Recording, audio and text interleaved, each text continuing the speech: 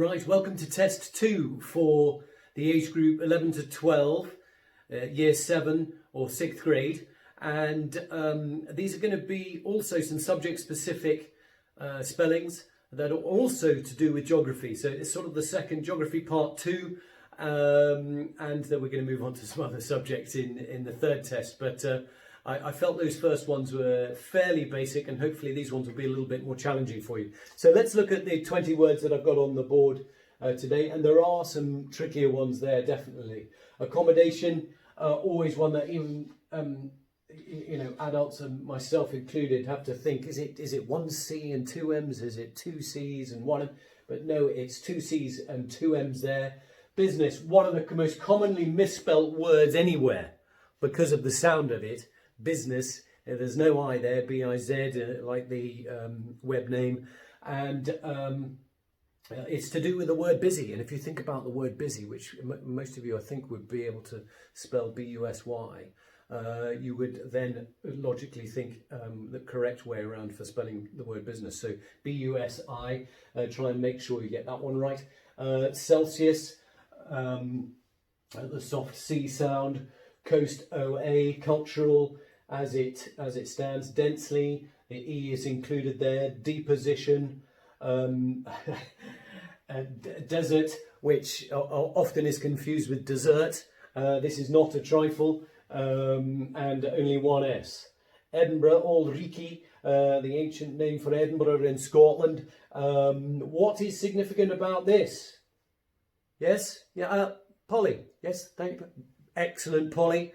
Well done. Capital E, it's a proper noun. Very good there, Polly. Thank you for your help. Environment, a really tricky one here because of the word N, environ.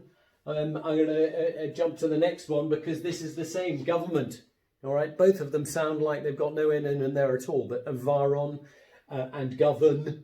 Government, perhaps a bit easier if you break the word down to think of that as people govern a country. They would obviously be in government. So make sure you try and remember that one. Hydraulic, pretty tricky there with the AU. You'll hopefully be thinking about hydraulic action when it comes to having to spell that one. Immigration, double M. Infrastructure, RA, a tricky one there. Meander, for river erosion and how rivers bend gently and indeed more widely as they go further down a river basin. Pollution with a shun sound, T-I-O-N. Temperature rather than temperature, so make sure you don't forget that E in there. Tornadoes, a bit like tomatoes, O-E. And tsunami, a silent T. So don't forget that, and much like tornadoes, volcanoes with an O-E there as well. So have a close look at those. Best to read them, say them out loud, cover them up. Sorry, write them down, cover them up, and then try and write them down again.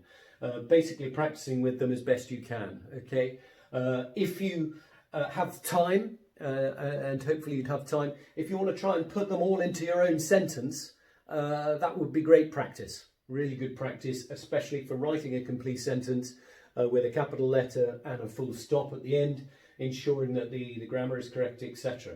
All right, and it'd be good practice for the test as well. All right, so I'll see you in video 2 for this set, and we'll give you the test there.